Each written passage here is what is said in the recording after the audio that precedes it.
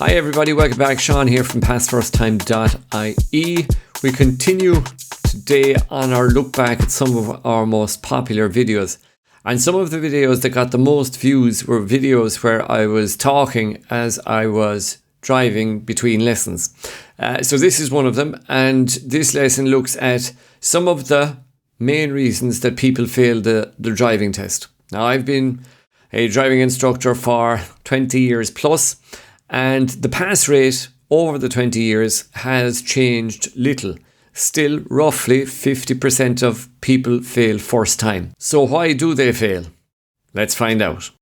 In this video, we're going to chat about some of the main reasons that people fail their driving tests. Now, there are a huge variety of reasons why people fail driving tests. I'm not going to cover them all, but I will cover a couple of the main ones and maybe how you can work on preparing for them before your test and not getting penalised on your test for them. So we'll start with progress, and progress is a big reason for driving test failure. And progress simply means that either you don't drive fast enough for the situation, or you don't move when you can at a roundabout, for instance, or if you're slow moving away from a junction when it clearly is safe for you to move. So progress means that you're match fit, really, that you're able to move as fast as the conditions allow when you can, and that you are able to take your opportunities on the likes of roundabouts and on the likes of major junctions. Where people get confused with progress then, though, is they decide to go too quickly, maybe in a confined place, because they're so conscious of making progress. They mix up progress with safety, and then that can lead to a separate penalty for what's called reaction to hazards. In other words, that you drive too fast for the conditions and the examiner will penalise you for not reacting correctly to potential hazards. So reaction to hazards means that you don't see potential for danger. You don't see the fact that what you're doing is potentially dangerous and could either be a danger to you or to any other road user. So how you react to danger is very important on the driving test. The bottom line is, by the time you are finished your test, the driving examiner has to say that was a good, safe drive, there was no obvious danger there, and they will pass you then for the most part if you can give them that good, safe, calm drive. Observation is a major part of reaction to hazards. Then they're all linked, you see, all of the errors. It's like a jigsaw puzzle, and if you put the jigsaw puzzle together properly, you get all these and they'll join together and give you a lovely drive. So observation simply means looking around, looking ahead, making sure you see anything that is relevant to you and that's going to affect your driving and cause you to either slow down or change direction. And observation, by the way, is the number one reason for driving test failure in Ireland. So practice your observation, practice looking further ahead, practice reacting when you see maybe something slowing down in front of you. Prep nice and early, and as long as you see it, you react early and you come up with a plan on what you are going to do, you'll roll and you'll drive very smoothly and very safely.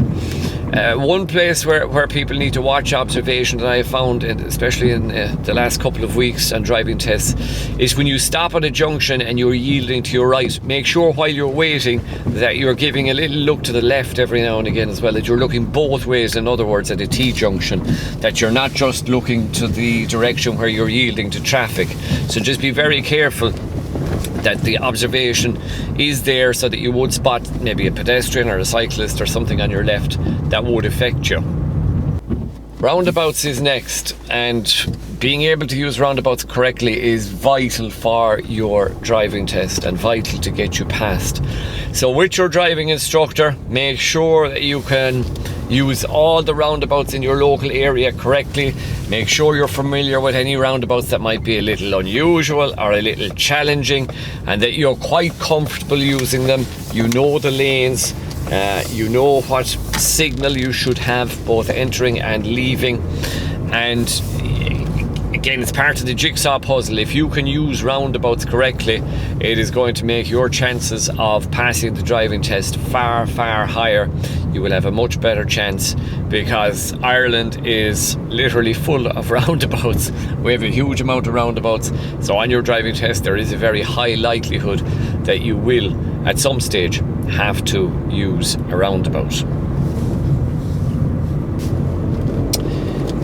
Now, there are just a couple of reasons for test failure. I'm going to give you one more here at the end, and quite a few people will go down on a test on observation when reversing. So most people on the reverse, they're concentrating so much on the reverse itself and getting round the corner and staying close to the corner that they forget all about the traffic and the people and maybe cyclists or whatever around them. And this can lead not alone to a grade 2 error, but to driving test failure. You can get a grade 3 error quite easily for lack of observation when reversing. So it's another one to work on with your driving instructor. Make sure you're using that back window. That is very important when you're reversing. And make sure you're glancing to the right, that you don't miss any oncoming traffic from your right, or a cyclist, or motorbike, maybe anything at all that could possibly be there. So just up your game as regards observation when reversing. And I'll give you one last, and again they're all linked to observations, the key with the reverse. I'll give you one last observation tip before I go, and that is observation during the turnabout. Most people will look at the start, they'll look in the middle, but when they're moving off for the last time after reversing back, when you put the car into first gear and you're moving back across the road and you're saying, yes, I've got this is really good, a lot of people will fail to look to the left one more time to make sure there's nothing coming from the left before they move away for the final time. Don't miss that last look to the left. It is crucial. Could lead to grade 2, possibly even grade 3 if there was a cyclist maybe, or a motorbike or a car, whatever, coming from your left hand side. So, have you failed lately? Is there anything you'd like to add to this list? I'm sure there is, so if you want, put it in the comments below if you think there's something else that you'd like to add. There are lots more reasons for driving test failure, but if you work on those couple, they will go a long way to helping you, along with your driving instructor, to get past that driving test and to get motoring with your end plates all by yourself, which is the main aim. Everybody wants to drive by themselves. That's where you want to go, nice and safely. As always, thanks for watching. We'll see you in the next video. Safe motoring and the best of luck with your driving test. Don't forget to like and subscribe if you find the videos beneficial. We have lots more great content coming your way.